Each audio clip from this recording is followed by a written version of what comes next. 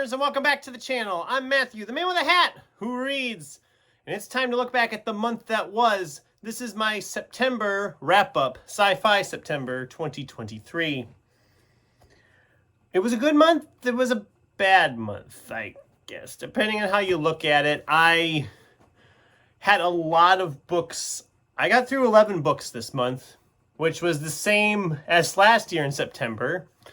And it brings us to 103 for the year so far, up just 3 from last year. So the gap is ever shrinking. I think we're going to make it. Page count wise, we are well ahead of the last few years because of all the sizable books we've read, including a couple of them this month. But I didn't get to everything I wanted to get to. I actually kind of broke the TBR. I stuck in 2 in there I wasn't originally planning on reading. But we'll talk about them in a little bit. First, let's talk about the books I didn't get to. As I said, what's Sci-Fi September without Star Wars? Well, I found out because I didn't get to Star Wars Razor's Edge by Martha Wells. I just ran out of time for these. This one I just didn't get to. I had planned to get to this one, but I just kind of got sidetracked thanks to the ginormousness of The Ultimate Hitchhiker's Guide and Dune. I mean, those are both very sizable books, and they took up a lot of time. So I didn't get to this. Probably won't get to it anymore this year. I probably won't get to it until next September if I'm lucky. But Stark Holborn's 10 Low. I didn't get to this one either. I really wanted to. I ran out of time. Didn't get to it.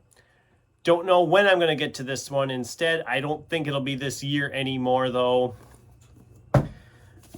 And finally, Edward Ashton's Mickey 7. I really wanted to get to this one, and I even had it ready to go. I picked it up, and I think I was even opened up to like the first page there where it started, and I just didn't get to it. I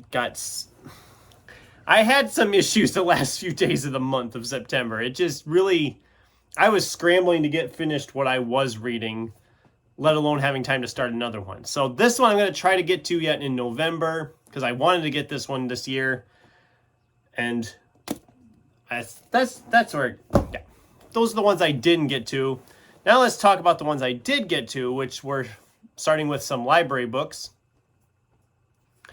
So Neil Gaiman here wrote a biography of Douglas Adams, the author of Hitchhiker's Guide to the Galaxy, called Don't Panic, The Life of Douglas Adams, or whatever it's exactly called. I don't remember the exact titling anymore, but I got that as an ebook from the local library. I thought it was okay. It's a biography. So, it didn't go into some of the details I thought it would go into about the actual Hitchhiker's Guide writing, but it was interesting for the most part. And then I picked up John Scalzi's Starter Villain. The library got it early. It's not exactly sci-fi, but it is Scalzi, and Scalzi's essentially always sci-fi. And it has some sci-fi elements, but it was a fun one. The guy is essentially inherited his uncle's villainy business and his volcano lab and all this and that. It was a fun time. I enjoyed it. I didn't like it as much as like Red Shirts or Kaiju Preservation Society, but it was still a fun time reading. And a new Scalzi is always good. So that's what I had from the library, and that's what broke the TBR and why I didn't get to some of these. Let's get into the ones I actually did read and what I thought of them. I started off the month with Kieran Shea's Off Rock, which the book says right on it, it's a damn good time. Well, it's a okay good time. I liked it. I liked it somewhat. I didn't love it. I think I gave it 3 stars. It just really didn't work for me like I thought it would. One of the things is a lot of our characters we just don't care about. None of them are really good people, so you really don't care about them. Also, the thing I didn't love also is the point of view is all over the place. I mean, I think we're focusing on points of views of like 1, 2, 3, at least 4 to 5 different characters. We're jumping around points of view, and that can get annoying after a while. I liked some of the ideas. I liked some of what was going on. I love the fact that the actual publishers that put the little synopsis and things on the back literally don't even, I don't know if you can see it. I'm going to try to, fiction crime. They don't even qualify it as sci-fi, so I don't know. I thought it was okay. I don't need to read it again. I'm not going to be hanging on to it. Then there was M.R. Carey's The Fall of Collie. I've talked about this trilogy in a video already. I really enjoyed it. I thought this was a great ending to the trilogy. I gave all 3 books in the series 4 stars, about 4.5 really. I usually don't round up to 5, as I've said before, so I thought they were all great. I would love to reread it again at some point. It probably won't be for a little while, but I did really enjoy this series and its conclusion. Then there was a reread. This was Dawn of the Planet of the Apes Firestorm. As I said earlier, I wanted to rewatch the movies Rise, Dawn, and War of the Apes and read these in between.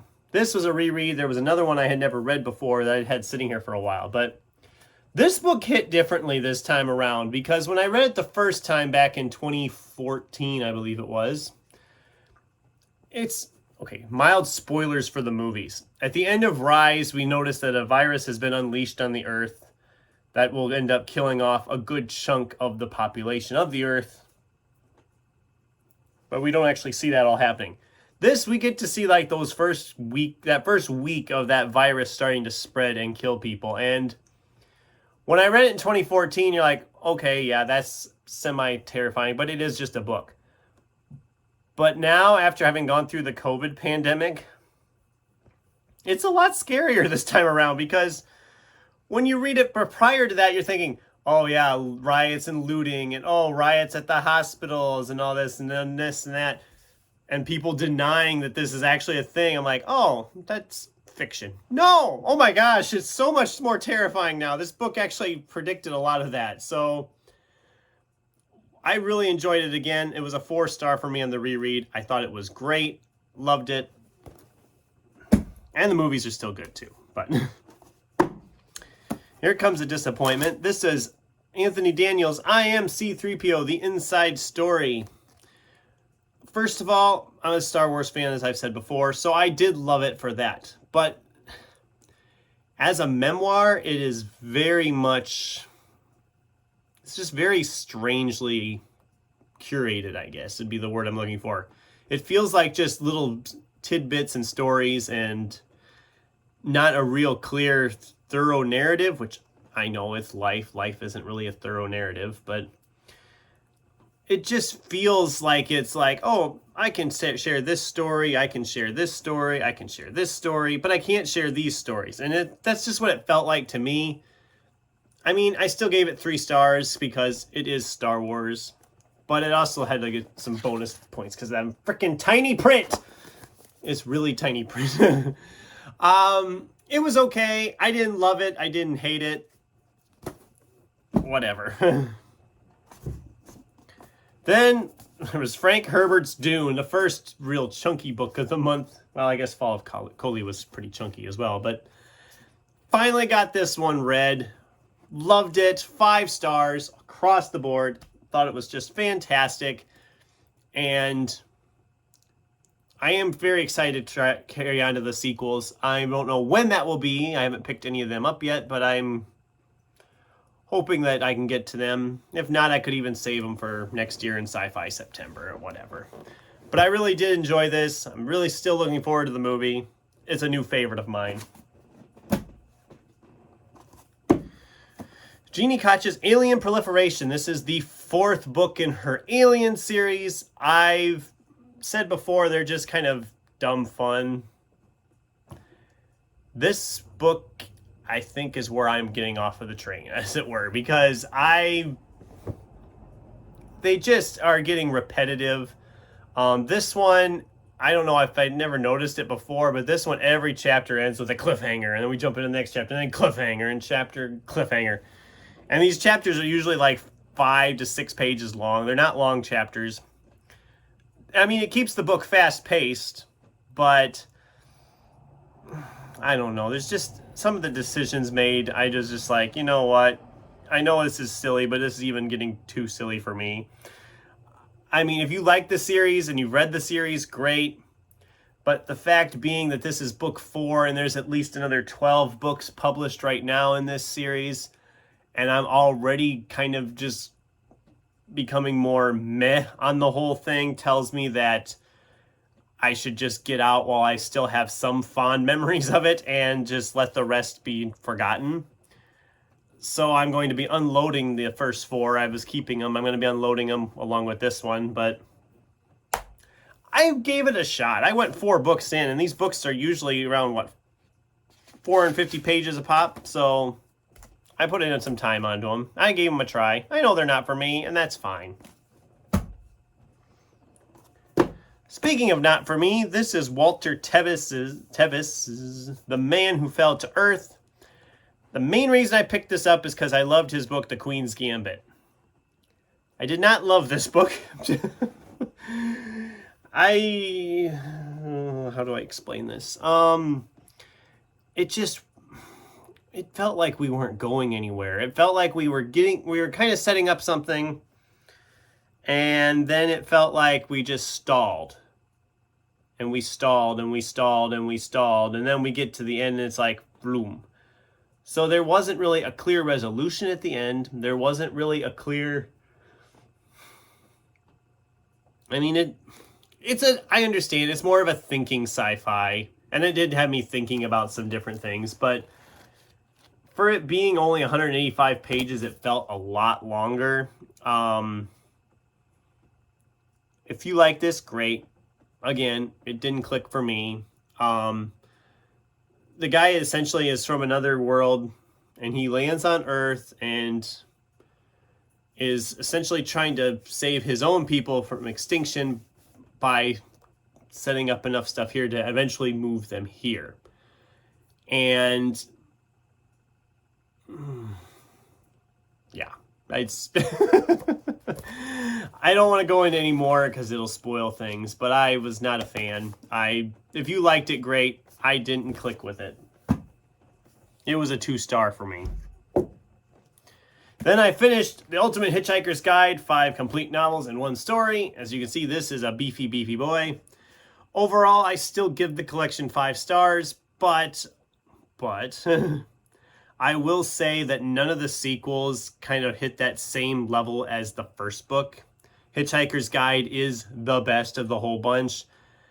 And then it seems like as they progress, I don't want to say they get worse, but they aren't as good. Each one is like a little less good, if that makes any sense. I thought book 2 was still really good. Book 3 was okay. It's starting to lose the luster a little bit. And then book 4 and 5 would go off in different directions, and book 4 especially goes off in a different direction that you're either with it or you're not. Part of it might have been me reading them all back to back. That might have been kind of taking some of the magic out of it. I don't know. But it was good to revisit it. It was good to revisit Hitchhikers and the sequels and all that and really have a good time with them. As I said, as a whole, the collection still gets 5 stars. But keep that in mind if you haven't read them before and you've read the first one. You might not connect with all of the sequels. Just a heads up there. And then I sprinted this on the last day of the month to finish it because I had like 100-some pages left on the last day of the month. But I did get War for the Planet of the Apes Revelations finished. Again, 4 stars. A nice prequel to the movie or sequel to the previous movie, however you want to look at it. And it was a lot of fun. It was really good to go back and visit the apes.